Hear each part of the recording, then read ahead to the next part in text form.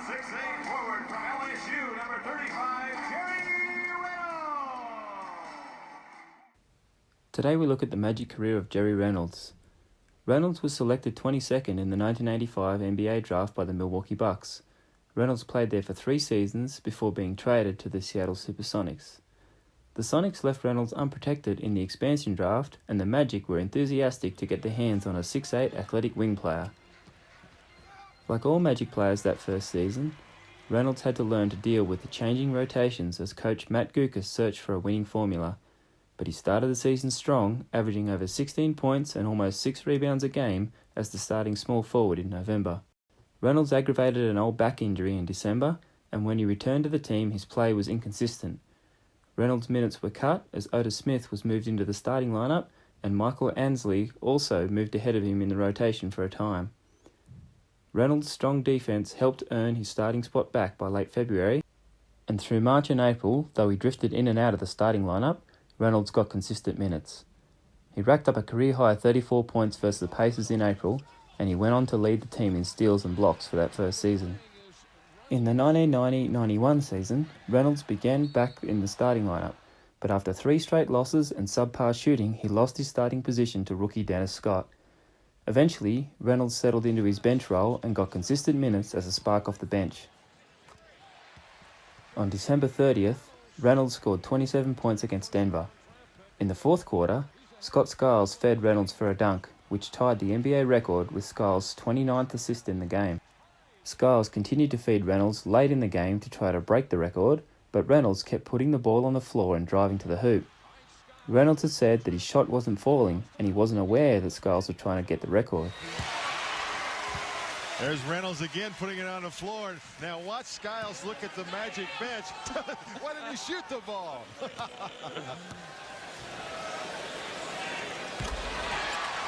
25 meanwhile for Reynolds. With 19.6 seconds left, Skiles fed Reynolds again, and this time he took a contested jumper, knocking it down and helping Skiles set a new NBA record with 30 assists in the game. Scott Skiles has broken the all-time NBA record. In March, Reynolds would come off the bench and score 20-plus points in 4 consecutive games, all wins.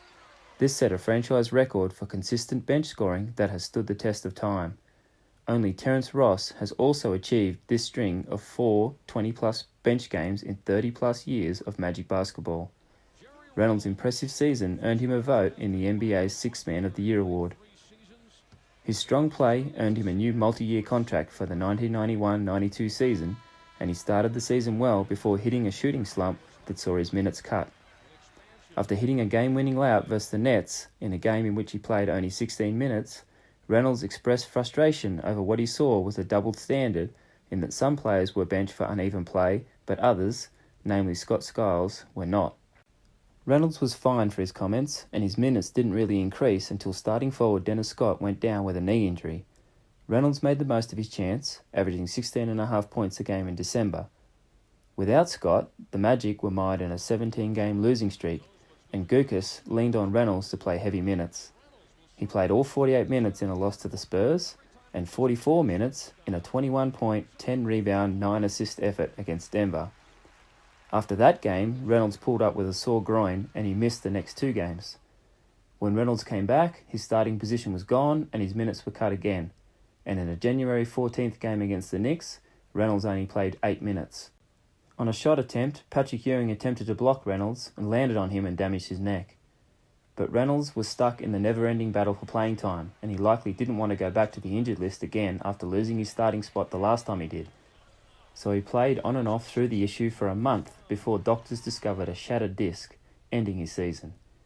Reynolds missed the entirety of the following 1992-93 season with the injury, and as he was still injured, Reynolds was then waived before the start of the 93-94 season. For his 193-game Magic career, Reynolds averaged 12.7 points, 4 rebounds, and 1.3 steals per game. While he never played for the Magic again, Reynolds did craft a comeback. Starting with play in the USBL and the CBA, Reynolds eventually was picked up by the Milwaukee Bucks for 19 games in the 95-96 season. Reynolds played one final game in Orlando, this time as an opponent, where he scored 6 points for the Bucks off the bench. Reynolds continued to play overseas and in minor leagues until 2001, and off-court he ran a popular nightclub in Orange County. In 1998, Reynolds ran afoul of the law, appearing in an adult film with an underage actress, but he was never charged. I hope you enjoyed this look at the magic career of Jerry Reynolds. Check back soon for our next episode detailing the magic career of Otis Smith.